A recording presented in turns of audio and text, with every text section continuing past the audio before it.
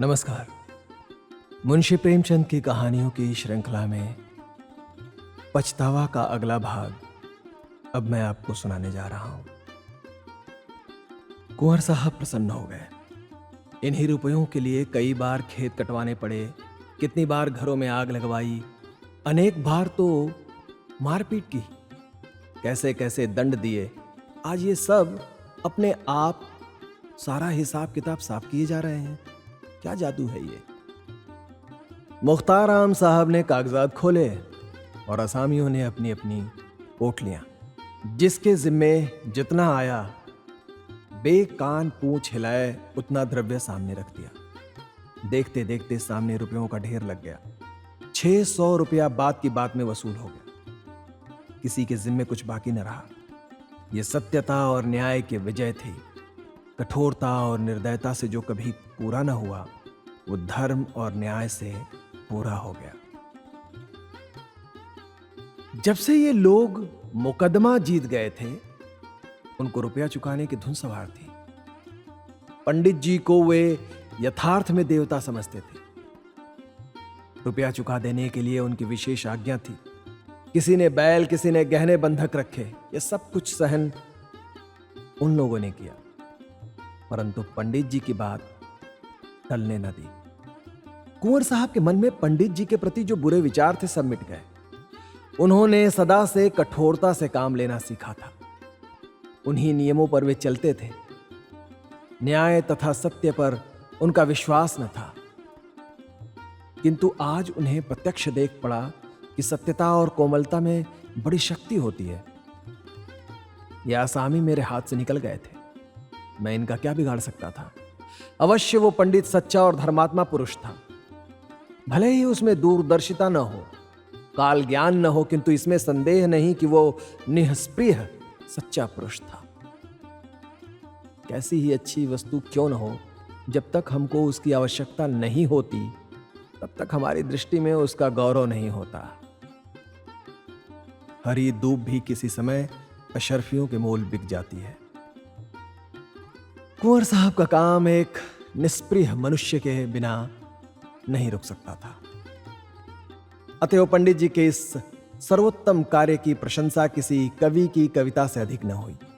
चांद पार के असामियों ने तो अपने मालिक को कभी किसी प्रकार का कष्ट न पहुंचाया, किंतु अन्य इलाके वाले असामी उसी पुराने ढंग से चलते थे। उन इलाकों में रगड़ झगड़ सदैव मचा रहती। अदालत, मारपीट, डांट डपट सदा लगी रहती। किंतु ये सब तो जमींदार के श्रृंगार हैं। बिना इन सब बातों के जमींदारी कैसे? क्या दिन भर बैठे बैठे वे मक्खियां मारे? कुंवर साहब इसी प्रकार पुराने ढंग से अपना प्रबंध संभालते जाते थे। कई वर्ष व्यतीत हो गए। कुंवर साहब का कारोबार दिनों दिन चमकता ही गया। यद्यपि उन्होंने 5 लड़कियों के विवाह बड़ी धूमधाम के साथ किए, परंतु तिस पर भी उनकी बढ़ती में किसी प्रकार की कमी न हुई। हां, शारीरिक शक्तियां अवश्य कुछ न कुछ ढीली पड़ती गईं। बड़ी भारी चिंता यह थी कि इतनी बड़ी संपत्ति और ऐश्वर्य को भोगने वाला कोई पैदा न हुआ। भांजे, भतीजे और नवासे इस पर दांत लगाए बैठे हुए थे। कुंवर साहब का मन अब इन सांसारिक झगड़ों से फिरता जाता था। आखिर ये रोना धोना किसके लिए? अब उनके जीवन नियम में एक परिवर्तन हुआ। द्वार पर कभी कभी साधु संत धुनी रमाए हुए देख पड़ते थे। स्वयं भगवत गीता और विष्णु सहस्त्रनामा के पाठ पढ़ते रहते। परलौकिक चिंता अब नित्य रहने लगी। परमात्मा की कृपा और साधु संतों के आशीर्वाद से बुढ़ापे में उनको एक लड़का पैदा हुआ। जीवन की आशाएं सफल हुईं, पर दुर्भाग्यवश पुत्र के जन्म से ही कुंवर साहब शारीरिक व्याधियों से ग्रस्त रहने लगे। सदा वैद्यों और डॉक्टरों का तांता लगा रहता था, लेकिन दवाओं का उल्टा प्रभाव पड़ता। ज्यों त्यों करके उन्होंने 2.5 वर्ष बिताए। अंत में उनकी शक्तियों ने जवाब दे दिया। उन्हें मालूम हो गया कि अब संसार से नाता टूट जाएगा। अब चिंता ने और धर दबाया। ये सारा माल, असबाब, इतनी बड़ी संपत्ति किस पर छोड़ जाऊं? मन की इच्छाएं मन ही में रह गईं।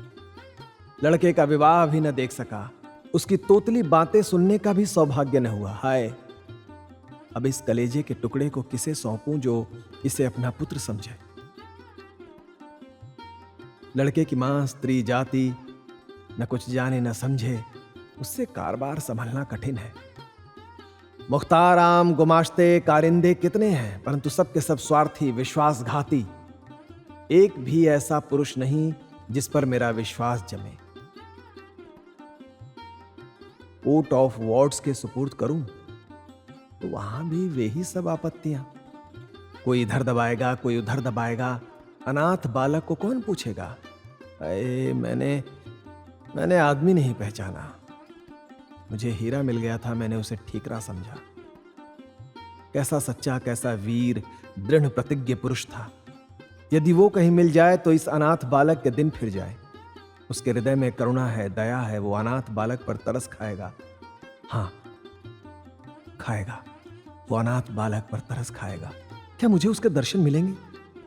मैं उस देवता के चरण धोकर माथे पर चढ़ाऊंगा, आंसुओं से उसके चरण धोऊंगा। यदि वो हाथ लग जाए तो वही मेरी डूबती नाव पार लगाएगा।